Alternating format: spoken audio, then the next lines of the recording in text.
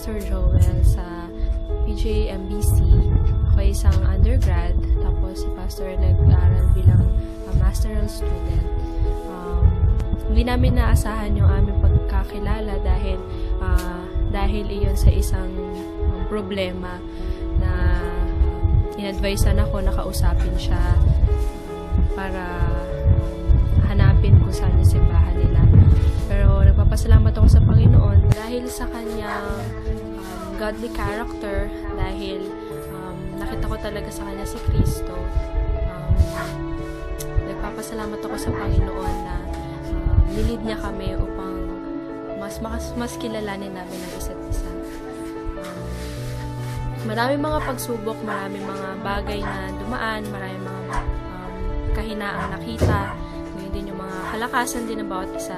Pero nagpapasalamat kami sa Panginoon dahil sa biyaya niya, doon namin natutunan na tanggapin tsaka mahalin ang isa't isa.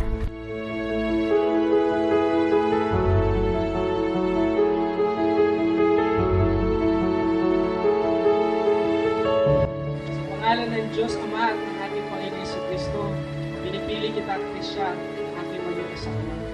Na aking mamahalin kagaya ng pagmamahal ni Kristo sa kanyang ipinasya. At pagbibigay ng kanyang sarili para sa ito. Iibigin kita na parang sarili kong katawan, aalagaan at kapilihan. Mananahan ako kasama mo ayon sa karunungan. Akin kitang pakakaalagahan na parang marupok na sa sarili. Pangungunahan kita ng may kapakumbabaan tungo sa kabutihan, katarungan at kabanalan. Magsisigap akong ipagkaloob ang iyong mga pangangailangan at poprotektahan ka sa anumang kapahamakan. Gagawin ko ang lahat ng ito ng may kasiyahan dahil sa pag-ibig ko sa iyo at sa Panginoong Jesucristo. Hanggang sa dumating ang Panginoon, kukunin niya ang buhay ko.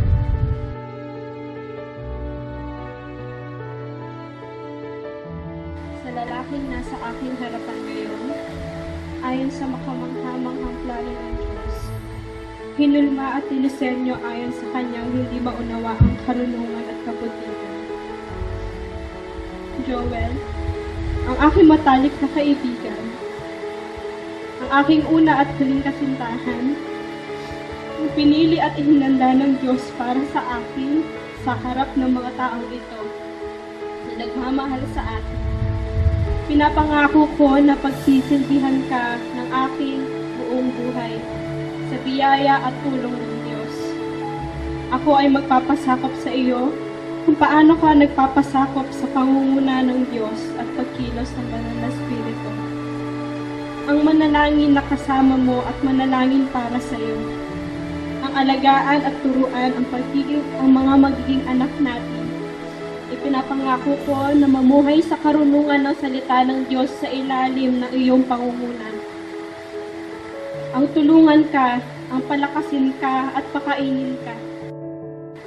Ang unawain ka at manatili sa tabi mo sa iyong mahirap na sitwasyon, kabiguan, kapighatian, maging sa karamdaman man. Ang tumawa at magsaya kasama mo sa iyong masasayang araw at sa iyong mga tagumpay.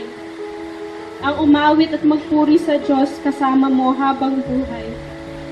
Pinapangako ko na ako ay iyo simula ngayon hanggang sa kamatayan na mahal.